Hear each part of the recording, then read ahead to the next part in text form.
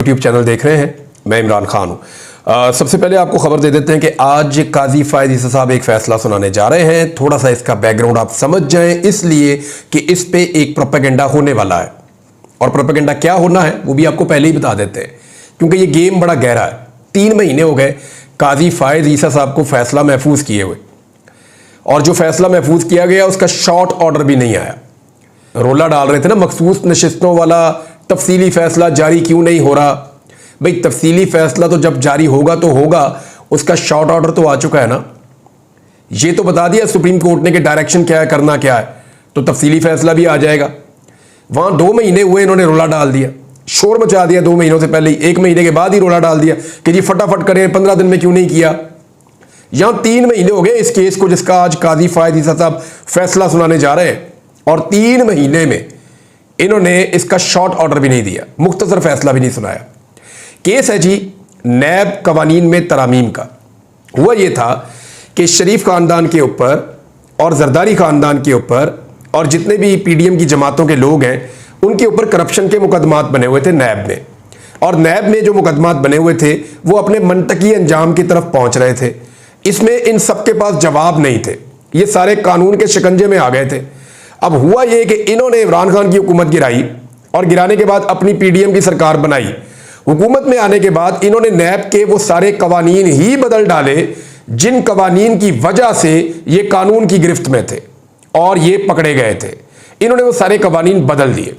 जब इन्होंने वो सारे कवानीन बदल दिए तो इमरान खान साहब चले गए सुप्रीम कोर्ट ऑफ पाकिस्तान में। उस वक्त जस्टिस उमर अता बंदयाल साहब और उनकी सुप्रीम कोर्ट ने इसके ऊपर एक बेंच बनाया था, और इमरान खान साहब ने ये कवानीन इन पे अमल दरामद रुकवा दिया था।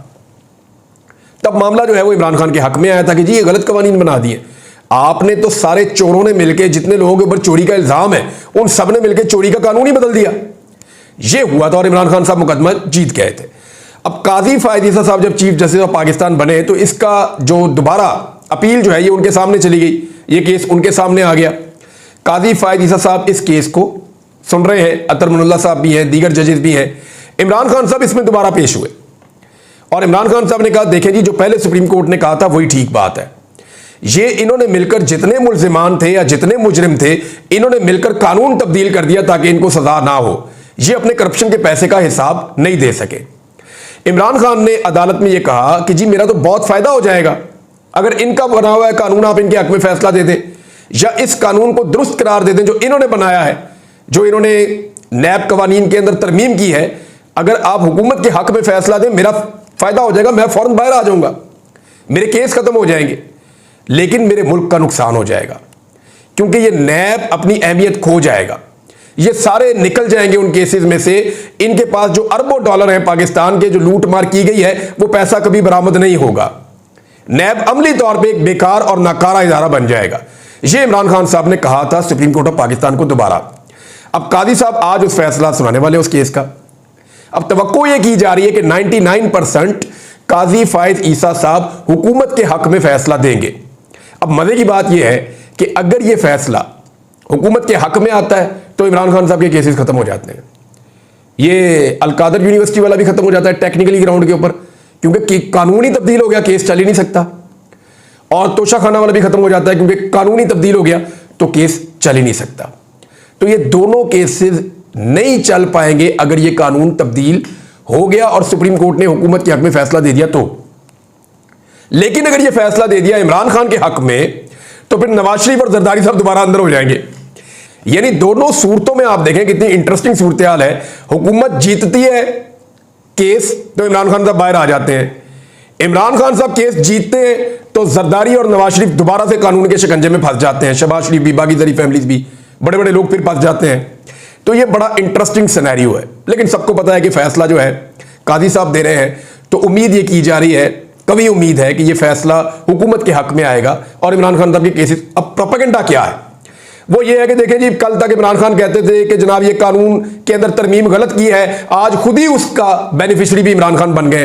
भाई वो कोर्ट के अंदर खड़े होकर कहकर गए मुझे जेल में रखना, रखो, मेरे ऊपर उसी कानून के ऊपर मुकदमा चलाओ जो कानून राइज था, नैब का जो असल कानून है उसके तहत मेरे ऊपर मुकदमा चलाओ, मुझे अंदर रहने से फर्क नहीं पड़ता, कानून को खत्म ना करो, क्योंकि इससे कौम का नुकसान होगा। इमरान खान साहब खुद कह चुके हैं लेकिन अब जो जजेस हैं उन्होंने तो आइन के मुताबिक चलना है ना।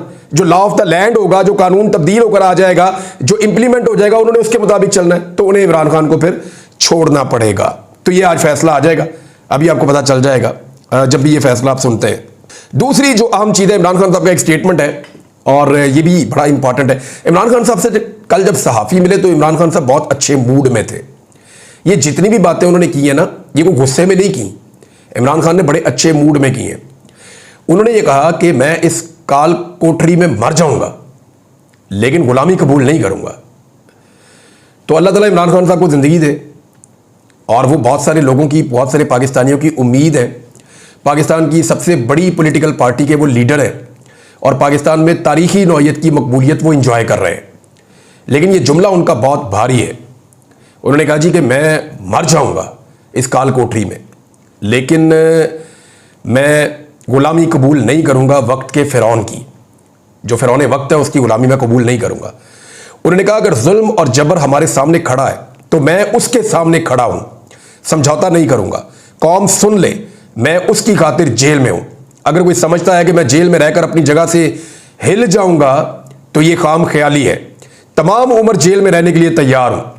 ये जनाब इमरान खान साहब ने स्टेटमेंट दिया है। दूसरी एक और चीज़ नाज़रीन बहुत ज़्यादा अभी उठ रही है कि महंगाई कम हो गई, महंगाई की शरह कम हो गई, सिंगल डिजिट में आ गई। आसान करके समझाता हूं,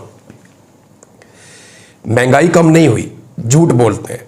आपको जब भी कोई कहे महंगाई कम हुई है तो आपने उसके मुंह के ऊपर टका के जवाब देना है, चपेट नहीं मारनी, जवाब देना है आपने, वरना पर्चा हो जाएगा दहशतगर्दी का आपके ऊपर। आपने टका के उसके मुंह के ऊपर जवाब देना है कि महंगाई कम नहीं हुई। अब मैं साबित करने वाला हूं, महंगाई बढ़ने की शरह कम हुई है। यानी पहले ये महंगाई ऐसे बढ़ रही थी, ये रफ्तार थी इसकी, सीधी जा रही थी ऊपर, अब जरा ऐसे करके बढ़ रही है, रफ्तार जरा कम हो गई है। समझ आइए आपको? पहले महंगाई बढ़ रही थी 120 की स्पीड पे फर्ज करें, अब वो बढ़ रही है 50 की स्पीड पे, लेकिन बढ़ रही है, कम नहीं हो रही।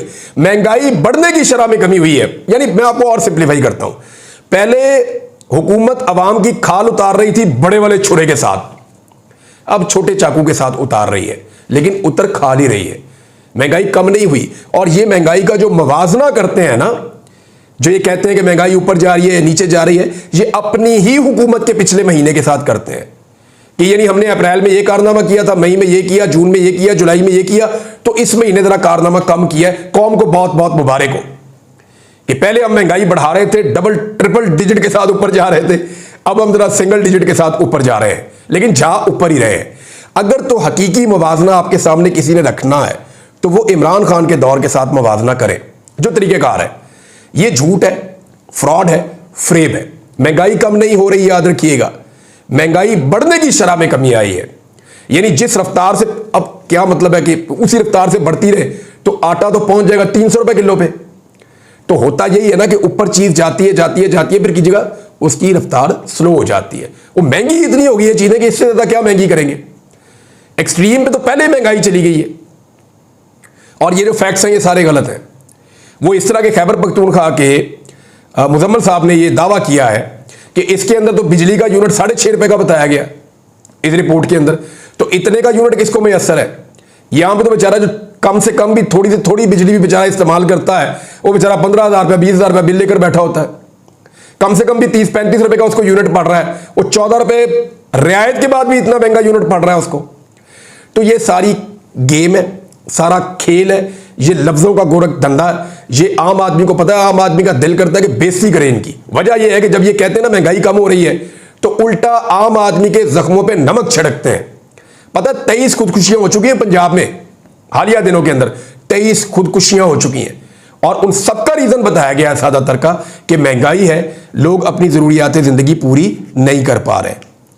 अच्छा जी, अब एक DGISPR का जो स्टेटमेंट था वो बहुत अहमियत इख्तियार कर गया है और DGISPR ने बड़ी इंपॉर्टेंट बातें की हैं। उनमें उन्होंने जो ये दावा किया ना कि ये बहुत ज़्यादा इस पर बात हो रही है कि फ़ौज का सियासत से कोई ताल्लुक नहीं है, कोई सियासी पार्टी जो है वो फेवरेट नहीं है और कोई सियासी पार्टी जो है उसके साथ मुखालफत नहीं है, तो प्रोफेशनली फ़ौज अपना काम करती है, लुब्बे लुबाब ये है।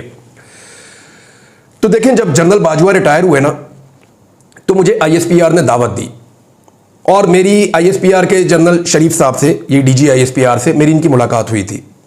उस मुलाकात में इन्होंने दावा किया था कि जो हमारी कमान है उसकी तब्दीली के बाद अब हम फैसला कर चुके हैं कि फ़ौज की सियासत में किसी किस्म की कोई मुदाखलत नहीं होगी, और ये अब पॉलिसी बदल गई है, सियासत में मुदाखलत की अब मुदाखलत नहीं होगी।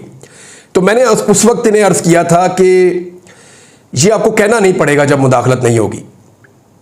यानी हर दौर में ये कहा जाता रहा, मुशर्रफ दौर में, उससे पहले वाले अदवार में, राहील शरीफ के दौर में कहा जाता रहा, कियानी साहब के दौर में कहा जाता रहा, बाजवा साहब के दौर में कहा जाता रहा। तो जब आप ये अमली तौर पे करेंगे कि फ़ौज की सियासत में मुदाखलत नहीं होगी, तो फिर आपको कहना नहीं पड़ेगा, फिर लोग अज खुद मान जाएंगे, मैं भी इसको तस्लीम कर दूंगा, और फिर हम ये बात हर जगह पे करेंगे कि फ़ौज सियासत में मुदाखलत नहीं कर रही। तो जब मुदाखलत नहीं करेगी तो कहना नहीं पड़ेगा। मिसाल के तौर पे मुझे अच्छी तरह याद है कि जनरल बाबर जो है वो DGISPR थे, उन्होंने कई मरतबा सहाफ़ियों से, इवन मुझे भी, वो ये दावा करते थे कि फ़ौज का सियासत में किसी किस्म का कोई किरदार नहीं है। अब उस दौर में फजलुर रहमान साहब का जो स्टेटमेंट है, ज़रा इसको आप सुन लीजिए। फजलुर रहमान साहब कहते हैं, इवन राना सनाउल्लाह साहब, इवन आपके जावेद लतीफ़ साहब, उनके अलावा आपके ख्वाजा आसिफ साहब भी कहते हैं, इरफान सिद्दीकी साहब भी कहते हैं, यानी तमाम पाकिस्तान के बहुत बड़े बड़े सियासतदान वो ये दावा करते हैं कि जनरल बाजवा साहब उस वक्त फ़ौज में, उस वक्त जनरल बाजवा जो है वो सियासत में बदतरीन मुदाखलत कर रहे थे, जिस वक्त उस वक्त के DGISPR ये कह रहे थे कि जी कोई मुदाखलत नहीं हो रही। तो जब मुदाखलत नहीं होगी तो लोग खुद मान जाएंगे, वो आपका अमल साबित कर देगा। जब तक आप मुदाखलत करते रहेंगे, आप स्टेटमेंट जो मर्जी दें, लोग उसको नहीं मानेंगे। फजलुर रहमान साहब ने कहा कि जनरल बाजवा के खिलाफ कार्रवाई क्यों नहीं होती अगर जनरल फैज़ के खिलाफ हो रही है। वो दोनों इक्वली जो है वो जिम्मेदार हैं चीज़ों के लिए। उन्होंने कहा जी फौजी की आदत सारी बैठी हुई थी, जनरल बाजवा और जनरल फैज़ ने कहा था तहरीक-ए-एतमाद के बारे में, जनाब तहरीक-ए-एतमाद आएगी और इमरान खान को निकालना है। ये फजलुर रहमान साहब ने क्लेम किया, और एक दफ़ा नहीं किया, बार बार किया। जनरल बाजवा एक्सटेंशन मांगते थे सबसे, हुकूमती लोग जो है वो आज गवाहियाँ देते हैं। इरफान सिद्दीकी साहब ने गवाही दी कि वो कहते थे मार्शल लॉ मैं लगा दूंगा। PTI के लोग बताते हैं कि लड़ाई किस बात के ऊपर थी। तो जब आप इसको सारे को इकट्ठा करके देखते हैं ना, तो फिर आपको पता चलता है कि एक्चुअली फ़ौज की सियासत में मुदाखलत है जो नहीं होनी चाहिए। फ़ौज को इस सारे मामले से अपने आप को अलग करना चाहिए, उसूल तो यही है। जनरल बाजवा का भी ये क्लेम था कि मेरी कोई मुदाखलत सियासत में नहीं है, लेकिन वो क्लेम वक्त के साथ जो है वो गलत साबित हुआ। उम्मीद करते हैं कि इस वक्त कोई सेंस प्रिवेल कर रही है, और हो सकता है कि आने वाले दिनों में हम बेहतर पाकिस्तान देखें। उम्मीद जो है उसको कभी भी नहीं छोड़ना चाहिए। जस्टिस तारिक महमूद जहांगीरी साहब के हवाले से एक खबर है, और ये बड़ी इंपॉर्टेंट खबर है। सिंध हाई कोर्ट ने जामिया कराची की जो सिंडिकेट की कमेटी की मीटिंग थी, जिसमें हाई कोर्ट के, इस्लामाबाद हाई कोर्ट के जस्टिस तारिक महमूद जहांगीरी साहब की डिग्री को मनसूख करने का जो फैसला किया गया था, उसको मुअत्तल कर दिया है। और इसके ऊपर जो है वो समाअत हुई गुज़िश्ता रोज़, और इस्लामाबाद हाई कोर्ट के जस्टिस तारिक महमूद जहांगीरी की डिग्री जो मनसूख की गई थी, वो फैसला सिंध हाई कोर्ट ने मुअत्तल कर दिया, और यूनिवर्सिटी को इस हवाले से मजीद इकदाम करने से रोकते हुए deputy attorney general, advocate general Sindh और दीगर को नोटिस जारी कर दिए, और फरीकैन से 3 हफ्तों में तफसीली जवाब भी तलब कर दिया। ये बड़ा टेक्निकल काम हो गया। 3 हफ्ते में जवाब मांगा सिंध हाई कोर्ट ने, और बड़ा क्लियरली जो है वो जो किया गया जस्टिस जहांगीरी साहब के साथ, तारिक महमूद जहांगीरी साहब के साथ, उसको रिवर्स कर दिया। अब मामला यह है कि 3 हफ्ते वहां पे हैं और यहां पे केस लगा हुआ है इस्लामाबाद हाई कोर्ट में। तारिक महमूद जहांगीरी साहब का कसूर यह है, और ये सब लोग ये बात ओपनली करते हैं, उनका कसूर यह है कि इस्लामाबाद के 3 हलकों के मामले में वो दबाव में नहीं आए, बल्कि वो सिर्फ फैसला करने से 1 हफ्ता दूर थे जब आमिर फारूक साहब ने स्टे दे दिया उस मामले के ऊपर।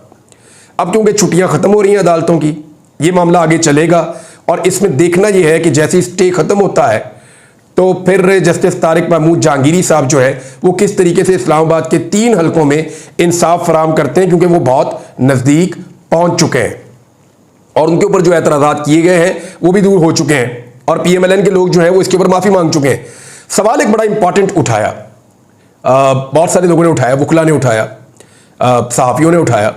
ये सवाल जो है ये पाकिस्तान तहरीक इंसाफ के लोगों ने उठाया कि जनाब जस्टिस तारिक महमूद जहांगीरी साहब को PDM के अदवार में, यानी नून लीग के अदवार में, पीपल्स पार्टी के अदवार में ये बहुत सारे ओहदों पे रहे हैं। यानी ये इस्लामाबाद बार कौंसिल के सदर रहे हैं, सेक्रेटरी जनरल रहे हैं, एडवोकेट जनरल इनको बनाया गया है, डिप्टी प्रोसिक्यूटर जनरल इनको बनाया गया है। तो ये सारे ओहदे पहले इनको दिए गए, बाद में इनको जज भी बनाया गया। तो कभी इनकी डिग्री का पता नहीं चला किसी को। ये डिग्री अब भी जाली होनी थी जब इन्होंने इस्लामाबाद के 3 हलकों के केस को सुनना था। तो एक्चुअली ये सारा फिशी है। इस सारे मामले के अंदर, ये सारा मामला मशकूक है। इस सारे मामले के अंदर इसको इन 3 सीटों के साथ जोड़कर देखा जाता है। वजह यह है कि अगर तारिक महमूद जहांगीरी साहब ने ये 3 सीटें उड़ा दी तो एक बंद के अंदर शगाफ पड़ जाएगा और पीएमएलएन की सारी सीटें उड़ जाएंगी जो उन्होंने जाली फॉर्म 47 के ऊपर ली हैं। यानी नवाज शरीफ साहब फारग, हमदा शहबाज फारग, मरियम नवाज फारग, फिर एहसन इकबाल फारग, फिर ख्वाजा आसिफ वो भी फारग। ये बड़े बड़े नाम जो है ना पीएमएलएन के, ये सारे घर बैठे होंगे और पार्लियामेंट में इनके मुखालिफिन आकर बैठ जाएंगे। होना तो ये चाहिए उसूलन। अब ये मामला जो है वो काजी फायद ईसा साहब के पास भी रुका हुआ है, जो पंजाब का मामला है। ये जो ट्रिब्यूनल्स का मामला है वो काजी फायद ईसा साहब रोक कर बैठे हुए हैं, सुप्रीम कोर्ट ऑफ पाकिस्तान में वहां रुका हुआ है। देखते हैं वहां से क्या फैसला आता है। लेकिन फिलहाल आज तो काजी साहब जो है वो फैसला दे रहे हैं। नैब तरमीम का जो केस है उसके हवाले से दोनों सूरतों में इमरान खान की जीत है। इमरान खान केस जीत जाते हैं तो मियां साहब और जरदारी साहब फंस जाएंगे। इमरान खान साहब केस हार जाते हैं तो इमरान खान साहब बाहर आ जाएंगे और सारे फंस जाएंगे। अब तक के लिए इतने ही। अपना ख्याल रखिएगा, अपने इस चैनल का भी। अल्लाह हाफिज़।